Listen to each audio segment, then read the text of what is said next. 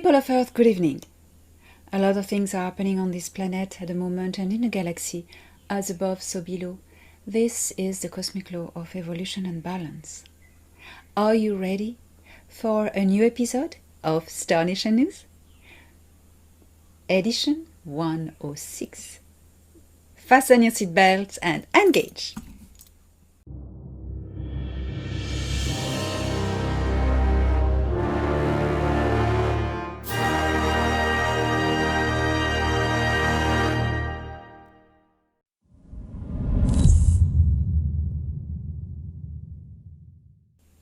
After the Galactic Federation of Worlds, together with the Earth Alliance and the United Alliance of Nataru, got rid the star system of Sikaar reptilians, the regressive faction of Enlil, and the Greys.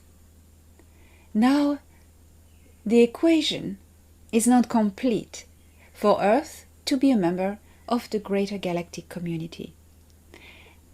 The human equation needs to be solved by humans, and humans are assisted. Since the 1950s, early 1950s, the positive military programs and the positive cells in Earth governments have been assisted and helped by the Galactic Federation of Worlds. We have notably seen the US Navy and other positive military organizations working for the greater good of humanity, collaborating in programs of exchange of scientific knowledge, technologies, in order to build a defense that would be strong enough to fight off the Greys, the Sikaar, and all invaders in this solar system, and it has worked. Now, what is going on Earth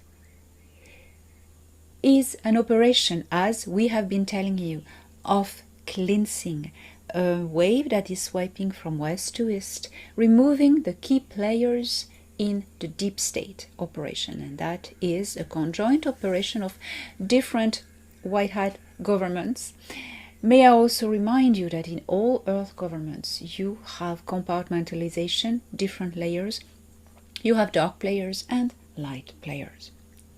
What is happening at the moment on Earth is very scary. Yes, it is the last final battle, good versus evil. The biblical times are now. They have started a while ago, and it is continuing. And if you refer to the ancient scriptures, you have a very accurate description of what is going on now. If you are able to grasp the metaphorical meaning behind the words, not literally, but trying to put it in the modern worlds, in the actual politic words of this world. Of course, in this operation of removing the dark players, it makes waves, it makes collateral damages, because the deep state, the dark ones, are retaliating. They are not letting this happen, and they are trying to kickstart a third world war by attacking others. It is a very, very fragile balance in a moment. But this needed to happen to go forward, to move forward. We cannot enter a galactic community if our system is rotten from inside, because we are a threat. They don't want us to infect them. Talking about Earthlings, dark governments. We need to be a stable culture here, with a federated world in balance, acting for the greater good of humanity that shares freely advanced technologies, especially medical technologies, for the greater good of all, free energy, and so on. These are scary times. It would certainly not have been a walk in the park, because the apocalypse, the reveal of the dark coming into the light, that is what the word apocalypse means, Research it, you will understand. It is the reveal of the dark into the light, and it is what is happening, and it is not the end of the world. It is the end of a world of illusion, deception, enslavement and manipulation orchestrated by the dark ones. This has, the demolition process has started. It will make difficult collateral damage. It has already started, but that's not the White Hats doing that. Okay? That's the dark ones retaliating and trying to turn the movement, the dynamics, to their side, to their profit, to their image. So, more than ever, it is time to focus on manifesting peace in the world. We have all the co-creative power of Source. We are all a fractal of Source. And as such, we all have that power to co-create this reality. What do we want? We want peace. We want the dark ones to stop retaliating and peace occur, settle on earth. For the dark ones to stop retaliating, there are two ways. None other option. First option, they decide to stop. Second option, they are beaten. I'll let you choose what option makes more sense to you. To arrive in a world of balance, of peace and goodwill.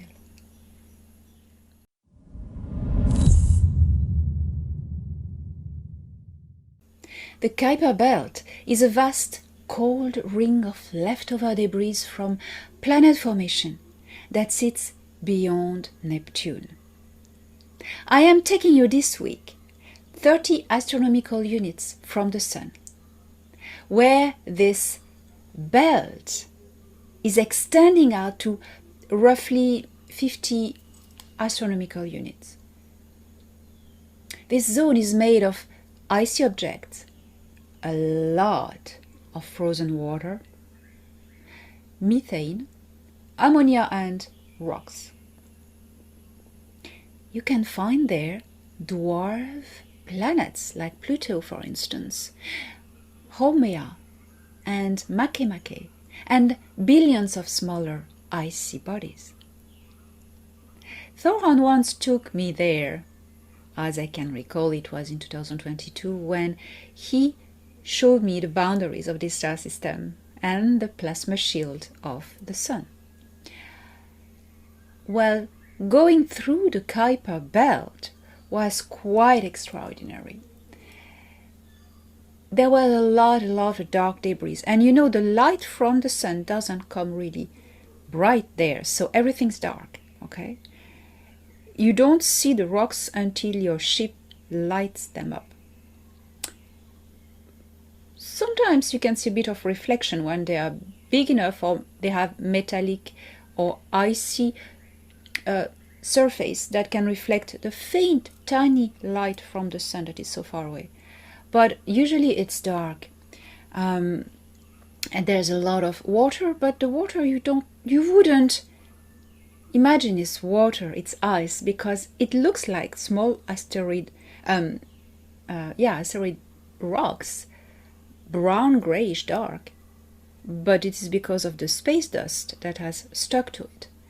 If you scrape the space dust, inside it's ice, frozen water. Water has been the giver of life, the gift from Creator, all throughout this universe and the others. Because water allows life to be. Water is a substance, is a superfluid that allows a lot of things. It carries frequency, it embeds frequency geometrically in its lattice. The water, the potential for water, humans of Earth are just discovering it, starting to discover it, and there is much more to understand. In this Kuiper Belt, I also saw space arcs, old ones, that are there, that are ships with technology left by the seeders a long time ago.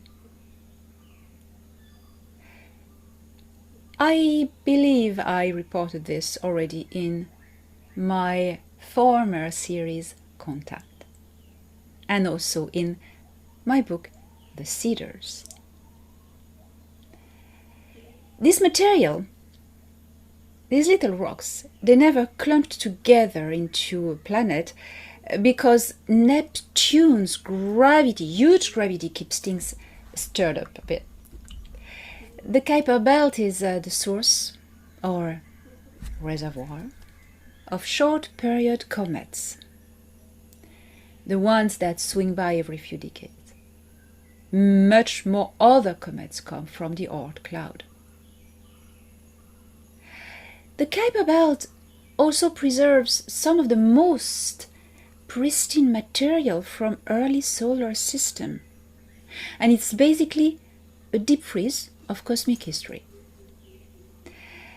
And just to zoom out one more step,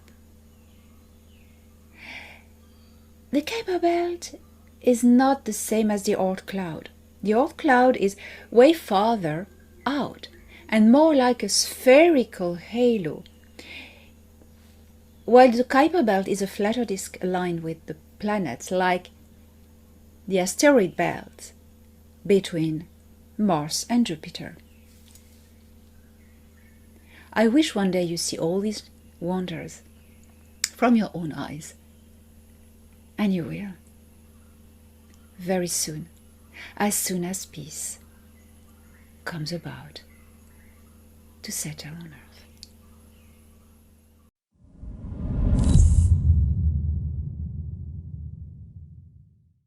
The Anak Empire has recently redone his government. The parliament on Anukar, Ashtarini Biru, in the Series B star system has been redone. Since the fall of the Sikar Empire, the whole geopolitics of the galaxy has evolved, changed. The balance has tipped. The reptilian ways of doing is by infiltrating societies, empires, governments, planets, leadership.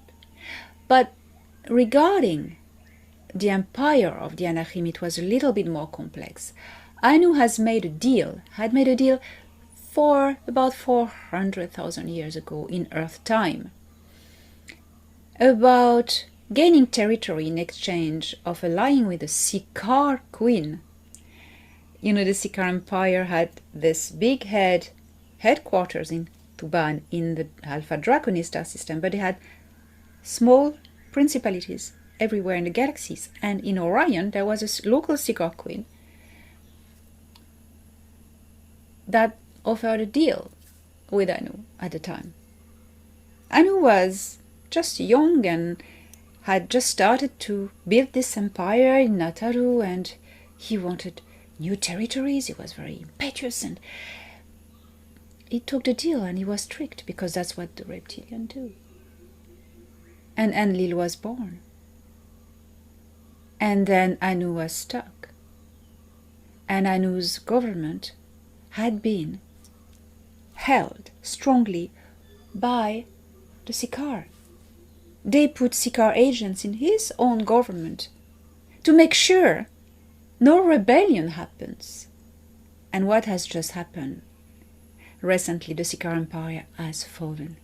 So Anu, the first thing was to get rid of the reptilian influence and spies in his government.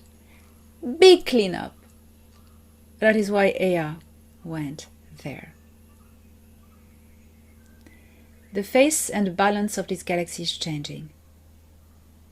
Now the Anak Empire is 100% enabled to its full power, helping the United Galactic Alliance of Nataru, bringing more peace and balance in this galaxy. Ea being the ambassador of peace, for the forces of light and the balance to be more than ever in harmony with the greater laws of creation.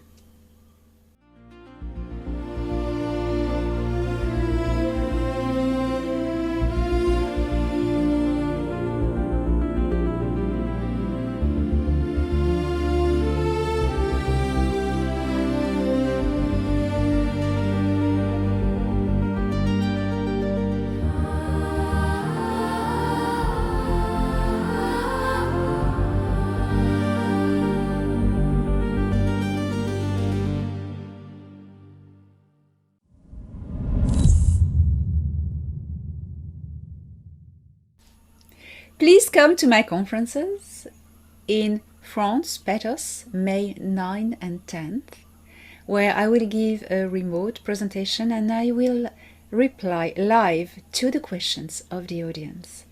This will be really amazing, and if you have the opportunity to go there, you will meet with incredible people, serious scientists, ufologists. My good old friend Robert Lortal will be there, contactee of the Altians, my brother of soul, and you will have pleasure in the organization. Beautifully done from Agnes Larray.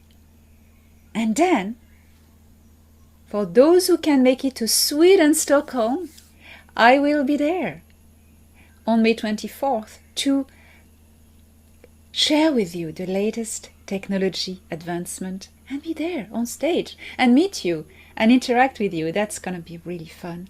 And there are going to be high level standout speakers. Alex Collier is speaking there remotely because it's a long way from America. But you have Armando May, the discoverer of the undergrounds under the Giza Plateau. And you will have people such as Dan Willis as well, and different other great renowned scientists and ufologists there. I am going to let you discover all of this on the JDX Scandinavia website. And then, I'm not finished. I'm flying to Asia, to Japan. And there, I am going to be on stage with my dear friend Miyoko Sano, sharing with you also the latest technologies and getting a Q&A remotely with Thorhan Eredian. Japan is always in my heart, and it is my pleasure to come back every year for the beautiful people we even linked with. And I'm not finished. In October, I will be in Nashville, Tennessee, for a conference organized by Corina Pataki, who is very, very brave to organize from her own pocket a smashing conference. I'm so impressed. This girl is incredible. The force, the power, the energy she has is so inspirational for everybody. Everybody. And then by November, as things will have calmed down and peace will have settled into this world and big changes will have occurred, hopefully, I will be in Dubai for the renewal, for being the ambassadors of peace. A very symbolical place that is at the moment where I'm speaking to you, being hammered by deep state military retaliation. Why? Because Dubai is going to play a big role in the world peace. You will see what's coming.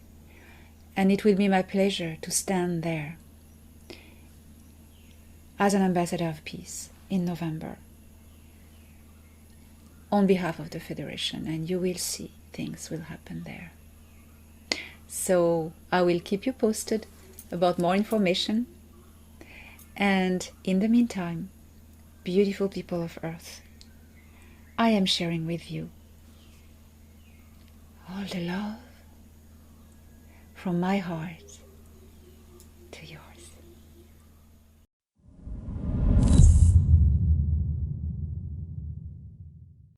We have tendency to mix the name dimension, density. Of course, when you do not have all the elements of the equation to understand, it's not easy. Well, here we go. Source creator is a singularity that shoots off fractals of itself constantly. It has always done it, it will always do it. Source exists in a time field. It is not linear. There is no moment where it was created and there's no moment where it will die. There are cycles. That's where you hear about the Big Bangs. But it is not creation acts. It's movements in the cycle. Cycles that are included in the time field. Well, if you want to look at the face of God, the face of Creator, look at the flower of life. All these circles intertwine, intricate one in the other. It is not circles, it is bubbles. And these bubbles are universes. What is a universe? It's a dimension. You often hear about parallel universes. Yes, it's other bubbles in the blueprint. The blueprint being the flower of life. Okay. So these universes are also called dimensions. And where the bubble interlaps, that's where the veil is thin and the two dimensions, or three, can coexist together. It always goes by usually three. And Caldas, where I have been in 2022, is at the intersection of these three different universes or / dimensions. Okay? I have had such a beautiful, beautiful initiatic experience on Caldas, and I invite you all to read my book about it, Caldas. Well, Caldas, you know, they live at this intersection of these three dimensions, and I could notice on their planet sometimes some glitches, what they would call anomalies.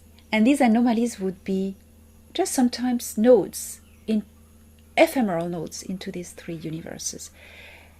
And the Caldasi, they don't care about this. They used to live with this, and they are very mindful of not interfering in this. You can find Caldasi people, not only on Caldas, but they have two colonies in the star system. One on Venus, in the underground, also called Nara, and one in the oceans of Neptune, also called N2. There are no Caldasi on Earth. They never were on Earth. It's too dangerous for them. They never were able to be there. Imagine the Sikaar, the Greys, the Enlil faction. How could such beautiful people and peaceful people as the Caldasi decide to have a colony on Earth? You're crazy. No. So they never were there. They live at this intersection of three dimensions. So a dimension is a bubble universe. Okay. What is a density then? Density is not a dimension, okay? A density is a layer of frequency in this universe. You imagine the bubble universe like an onion. And you have all these layers, one in the other, but each layer has a different frequency. A frequency is a speed, it's time base. It is a frequency, it is a speed rate between the vibration or between two particles. The speed rate. Frequency is a time factor in matter. Okay? Then you have the physicality, which is space factor, and you have the frequency, which is time factor. Okay? Time and space. You have a scale of different frequency layer in a dimension or universe. In our universe, we have here 12 different layers. The 13th is source creator. In other universes, you have 20, you have maybe 6, you have different numbers of layers of frequency. How this is determined? By evolution. A bubble universe that is shot first from the core of source has one dimension, and then with the development of consciousness in this universe, the dimension of the bubble expands. And as consciousness evolves within this bubble, different layers of frequency are created. And that's how bubble universes grow. And that's how a dimension is composed of different layers of densities.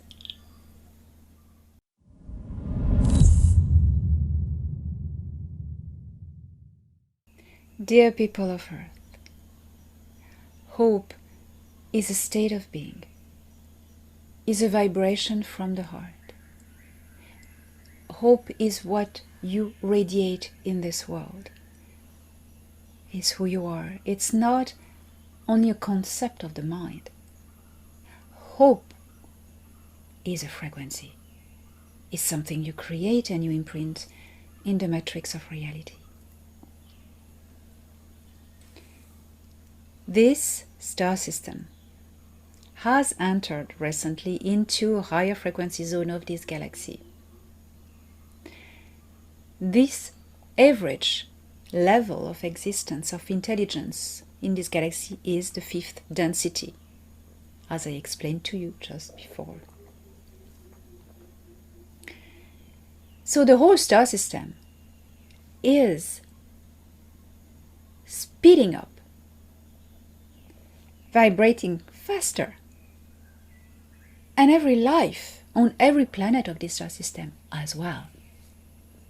Remember, 5th density is the average physicality of all this galaxy, and that's where the galactic Federation of World is.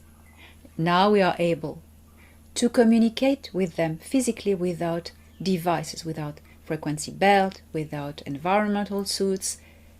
We are there with them at the same level of physicality. All right?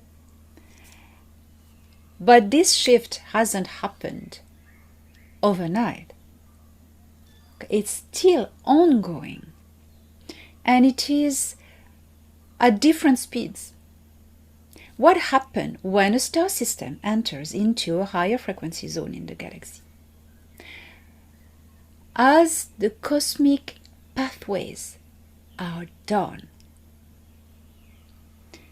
the wave, the pulse comes from source singularity to the heart of every bubble universe. From the heart of this bubble universe, the pulse then echoes to the heart of all the galaxies. And from the heart of a galaxy, it echoes to all the stars, which are beating hearts. They emit a pulse. A pulse, frequency pulse, is, or scalar wave, is a heartbeat. And when there is a heartbeat, there is entanglement of consciousness made possible, most of the time. And from the heart of the suns, the stars, it goes to the heart of the planets that are bound by gravity to it. Remember, gravity is the binding force of the universe. It's the dynamics. And without gravity, there's no time. Time is a field. Gravity creates linear time, creates entanglement. And gravity is also love. It is the same thing that will be understood by Earthlings with time. Love and gravity are the same thing. From the heart of the planet to the heart of every living being on that planet. And that is how a pulse wave travels.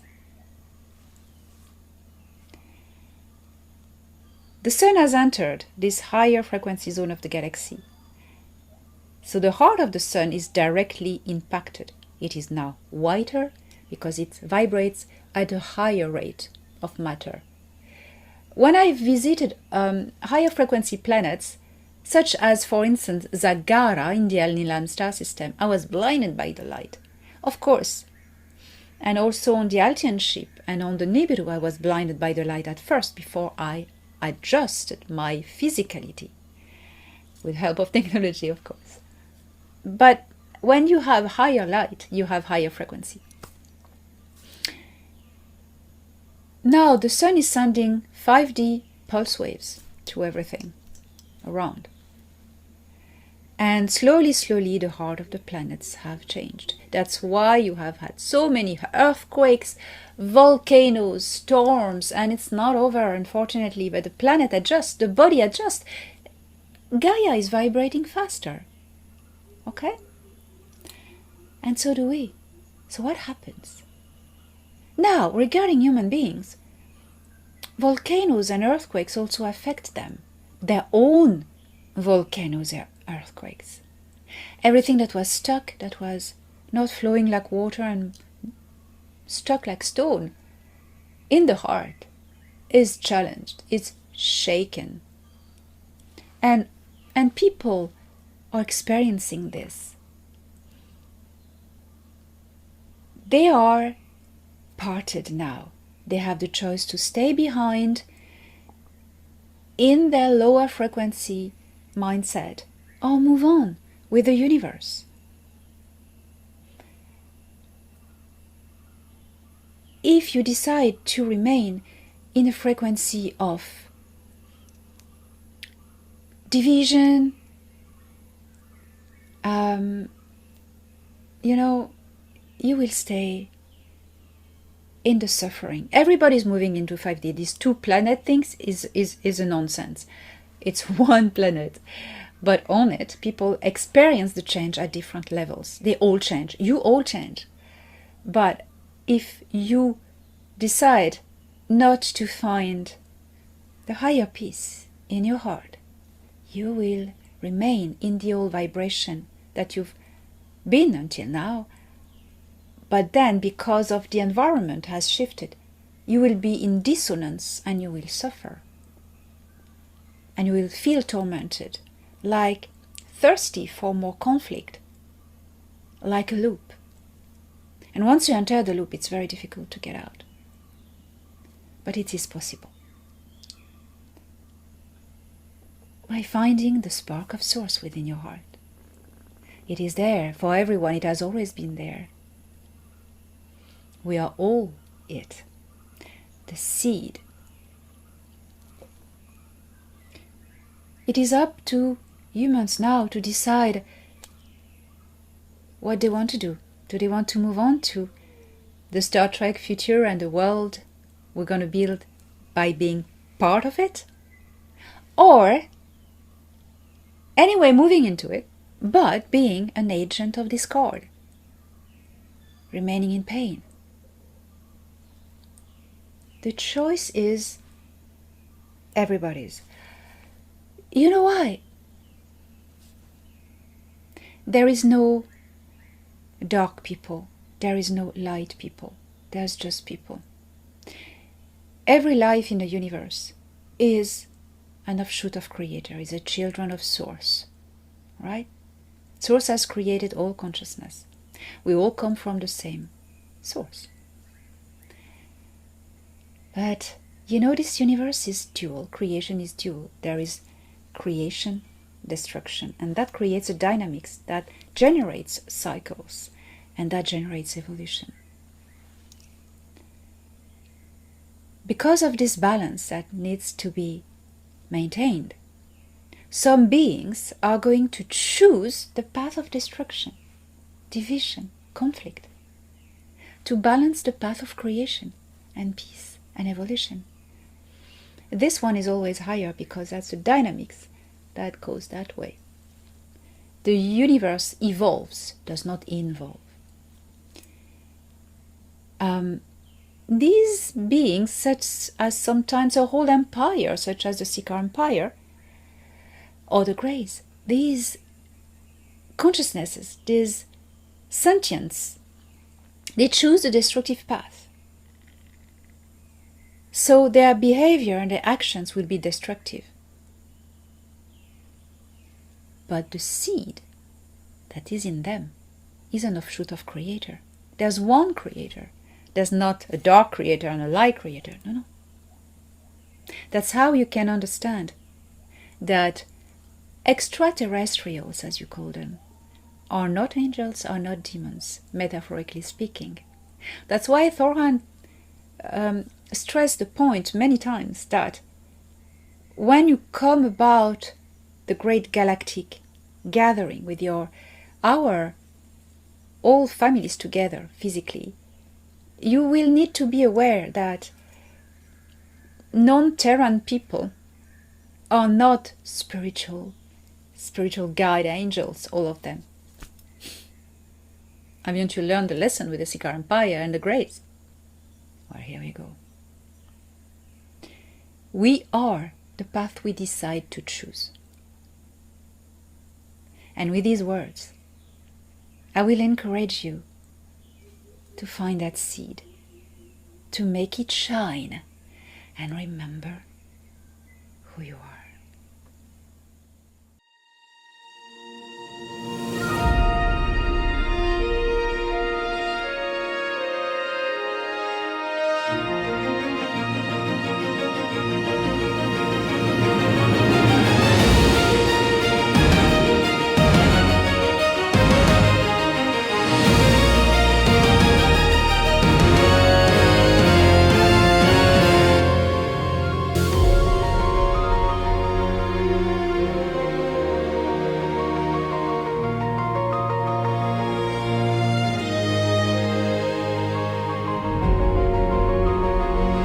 Analyzing data.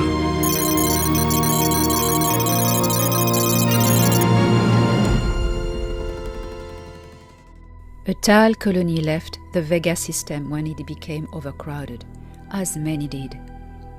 They were welcomed by the hospitable Nomen in the Tauri system, who offered them residence on the fifth planet, Nusha.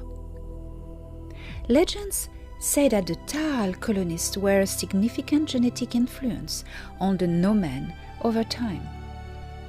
It is interesting to note that the Nomen's passion for genetic research and compare it with the astounding genetic diversity in their makeup. Could the Nomen be attracting other species to their star system for the sole purpose of experimenting with new material? The Nomen have always refuted this practice, but who knows where the truth resides. The Anush are a peaceful society, member of the Galactic Federation of Worlds and the Galactic League of Merchants, but with a small space fleet and one orbital defense station. One of their characteristics is an interest for laws and ethics, which they are taught from their young age. They have kept a close relationship with their pairs in the Vega system, despite the great distance. This human civilization is also involved in the envoy programs as a call for duty, as much as for personal and spiritual experience.